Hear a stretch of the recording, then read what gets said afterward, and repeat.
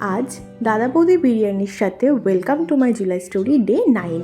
হ্যাঁ, আজ সকালবেলা আমি, অনল আর আমার দিদিভাই 3জন মিলে চলে গিয়েছিলাম দাদা বৌদিতে বিরিয়ানি খেতে। দাদা বৌদি তো আমি আগেও গিয়েছি, সেটা তোমরা তো সবাই দেখেছো, কিন্তু এরা দুজন যায়নি, তাই ওদের দুজনের সাথে আজ আবারও যাওয়া হলো। দাদা বৌদিতে বিরিয়ানি খাওয়ার পর আমরা চলে যাই প্রিন্সেপ ঘাট। ব্যাপারটা হলো, আজ আমাদের প্রিন্সেপ ঘাটেই যাওয়ার কথা ছিল, দাদা বৌদিতে যাওয়ার কোনো প্ল্যানই ছিল না।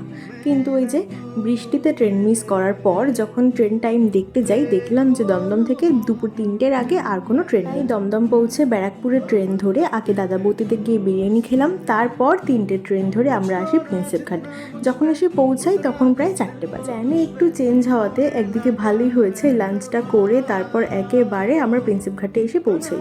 আর এখানে এসে বেশ খানিকক্ষণ সময় কাটানো হয়েছে আমাদের, 2 ঘন্টা মতো ছিলাম, কারণ আমরা আবার 6টা ট্রেন ধরে বাড়ি চলে আসি। ব্যাস, আজকের মতো এইটুকুই, দেখা হচ্ছে কাল।